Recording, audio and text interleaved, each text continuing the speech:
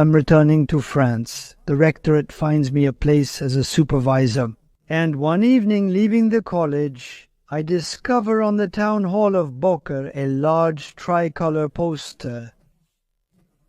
The police prefecture is recruiting graduates. I decided to give it a shot. I fell into the pot of 36 Quai des Orfèvres on May 2nd, 1963, never to come out again. My first assignment at 36 Quai des Orfèvres wasn't at 36 or the 130 Brigade. It's a localized service that we called the Territorial Brigade, which had jurisdiction over Pigalle. 3 months later, I was assigned to the Vice Squad. The boss of the Vice Squad was a remarkable guy, very serious, very competent. He aimed to revitalize his service by recruiting 3 or 4 young new arrivals.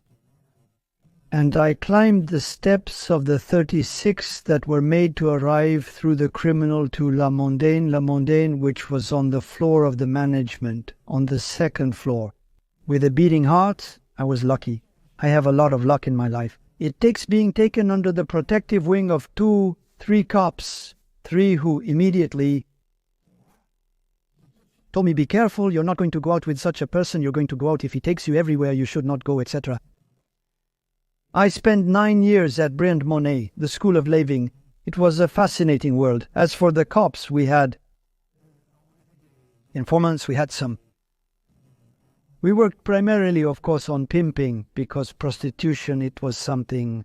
But there were what we called cops, prostitutes,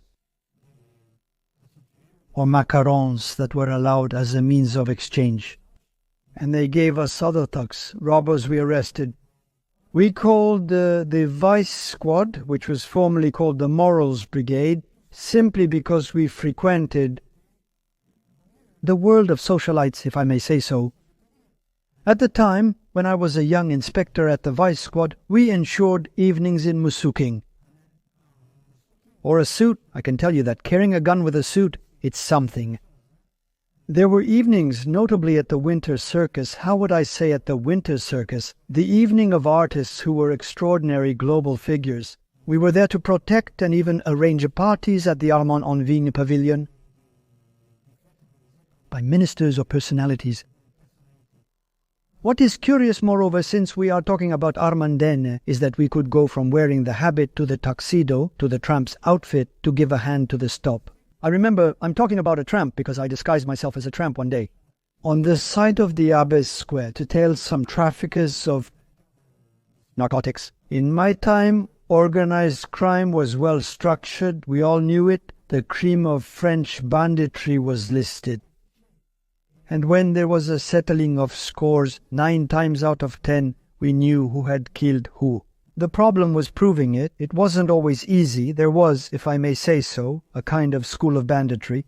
The thug started with small break-ins, then he moved up to robbery, and then we moved on to drug trafficking.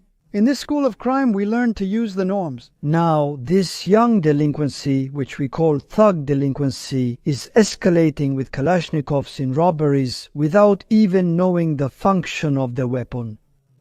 He arrives and then he kills himself. Following his 4-year stint at the Criminal Brigade, I was offered a role in the Director General's office overseeing the mission.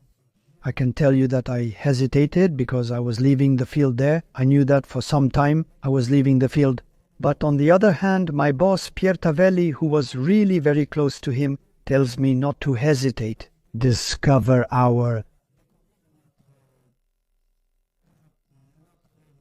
the National Police.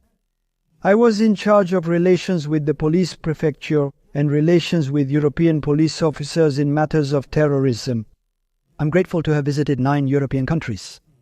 After 3 years, I was offered a position as deputy chief at the Criminal Brigade. I am the deputy of Jacques Genciel, who, it turns out, was a childhood friend, since we knew each other in Montpellier, and there I lived a particular year. Why? Because, the dream of every transiscan, when he has some knowledge of the criminal world, is not about being the director of a judicial public, but being the boss of crime. I was once a month in August 82 because my boss was on vacation. We took the figure. Almost all attacks are in denial. The Corsicans, the Basques, the Palestinians. Direct action it was. We spent our life at Transis who offer them. During my time in the criminal division from 1975 to 1979, we had to deal with a series of kidnappings, including that one. The butter in a loaf remained in the annals. The most famous one. Piero Tavioli, boss of the crime, realized right away that if we gave in to the criminals, we would experience what our Italian colleagues were experiencing. At the time, kidnapping with ransom demand had become an industry. The ransoms were often paid by the families without the police's knowledge. And half the time we would not only discover the ransom that had been paid, but we would also discover a corpse. And Piero Tavioli very intelligently managed to persuade his administrative hierarchy, so the Minister of the Interior and Judicial, the public prosecutor, that they should not give in. So we said we did not pay. And in January 1978, with the first message that the kidnappers urge us to go fetch, in a locker at the station, we find their message and the left rear-view mirror of the member's car. Now that's a scene I'm not ready to forget. I was a criminal commissioner at that time, and we were wondering how we would react to the boss, and he says we won't like each other. And we didn't give in. The annihilation lasted 3 months. There was an intervention at the time of the ransom handover attempt on the South Highway, during which one of the thugs was killed. And we had 2 injured inspectors. And since that time, the cream of French banditry has understood that it was not worth persevering in this kind of action. So they switched to drugs, financial trafficking, and other illegal activities. I am very proud of my first investigation in the criminal division, since it was a young man who had killed his neighbor in a street near the Star, in a maid's room, and who is questioned all day by my colleagues. And at the end of the evening, the group leader tells me, we're not making progress. If you agree, we're going to take a break. We're going to bring him a sandwich at our place. We're going to eat a little bit across. Are you coming with us? I said yes, but before I hadn't seen him yet, and I'm going to see him. The inspectors addressed him informally, as I always have. Let's see, we address each other informally. We let ourselves be addressed informally. And there, I don't know why, the group leader introduces me a little bit in a rather ceremonial manner. And I turn to this suspect and I tell him, we're going to let you rest, even though you haven't told us the whole truth. I'm sure that after you've rested, you'll tell us the truth. Go on, let me rest, Mr. Commissioner. I'll tell you the whole truth.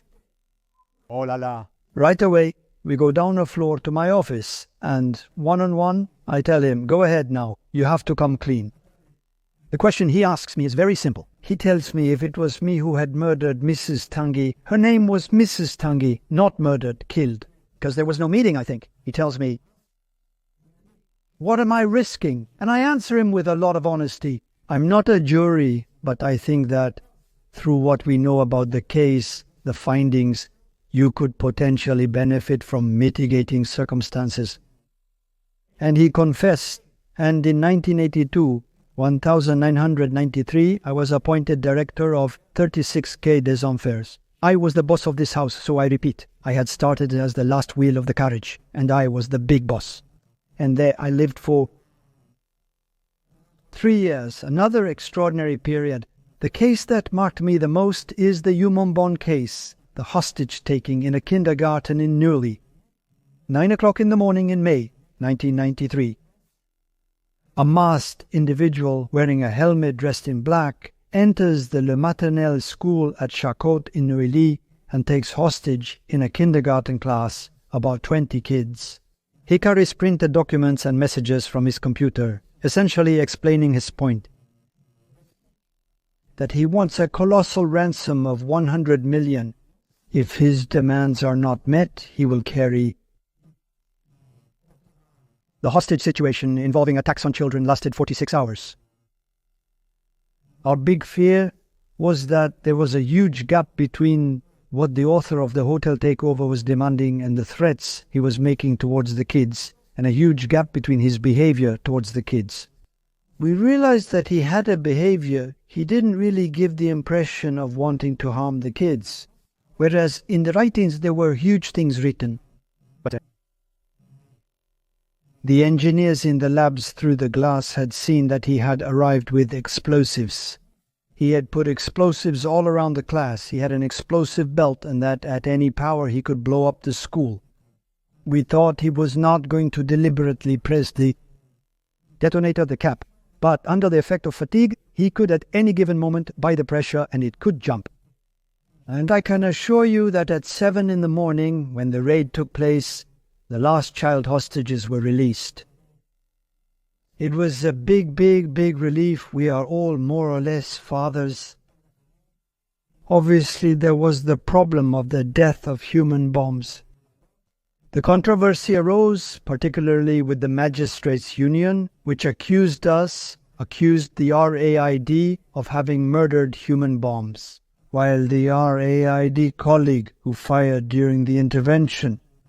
It's because when approaching Yom Lambon, he moved his hand from his head and obviously he beat.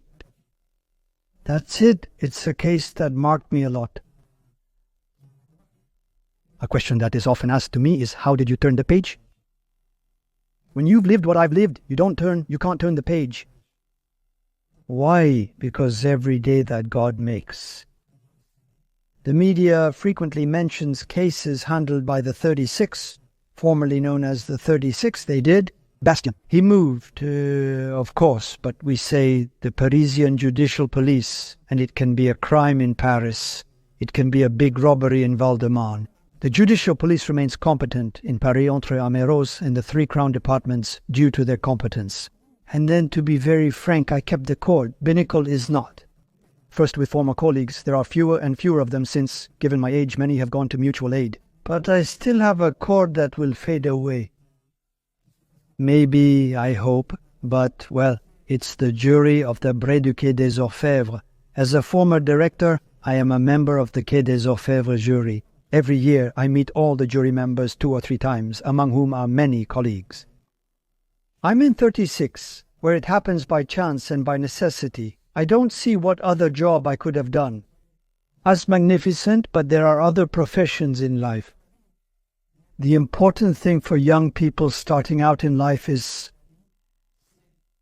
to try to have, if possible, to choose a profession that they are passionate about. Passion for one's job is crucial in life. You know, when we left, and I think it's the same for colleagues at the moment, when we took the subway to go to work in the subway, people are not very smiling in the morning. But we always left with the joy of living this atmosphere. And to think about the simple mission that is assigned to us in the service of citizens and the state, of course.